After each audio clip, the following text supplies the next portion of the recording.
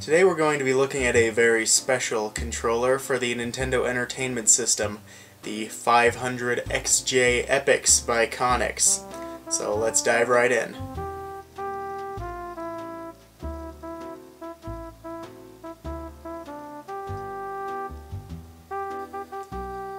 This is the 500XJ Epyx by Konix. No, not that Epyx, but a different Epyx with exactly the same spelling. This is an ergonomic controller for the NES. As you can see, it has a rounded body. The body is completely round on the bottom, so it doesn't quite stay up how you want it to. But it does feel good to hold. Feels like you're not going to get carpal tunnel anytime soon. And I guess that's a good thing, though it is not really something I was asking for in my NES controller.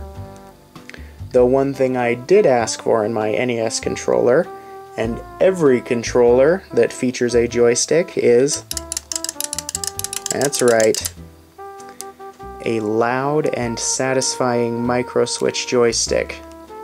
This joystick is actually fantastic. It gets the job done and then some.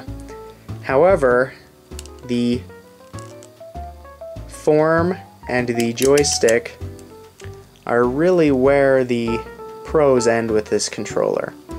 As you can see, it does have an auto fire here, but attempting to turn it on and off without having the controller plugged in, you'll not feel anything, neither will you with the start and select buttons. They feel kind of like stickers. And that's a little annoying. Though I did test this out and they all do work. They're functioning buttons. There is absolutely no feedback with the start and select or the auto fire buttons. These buttons, with no feedback, however, work. These buttons, gorgeous micro switch buttons for A and B, don't work. I mean, they work sometimes, but they're very spotty, and they're incredibly hard to press in. There is a lot of tension on these buttons, and that is not good for your main buttons, especially on the NES.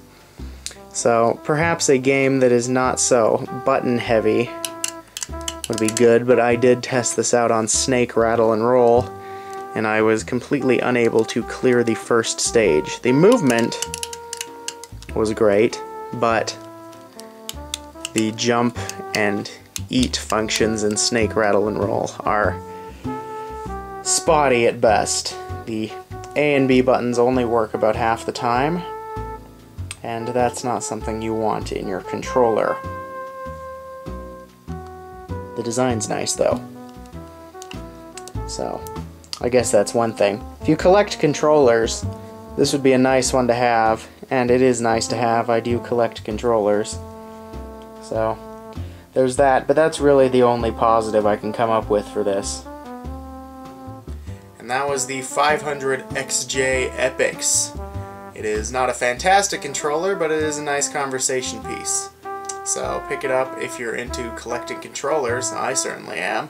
And that's why I picked it up for about $8. It's not too expensive, and it does have a nice little micro switch if you're playing a game that isn't very intensive on the A and B buttons. So if you enjoyed this video, please like, comment, and subscribe, and I'll see you next time. Thanks for watching.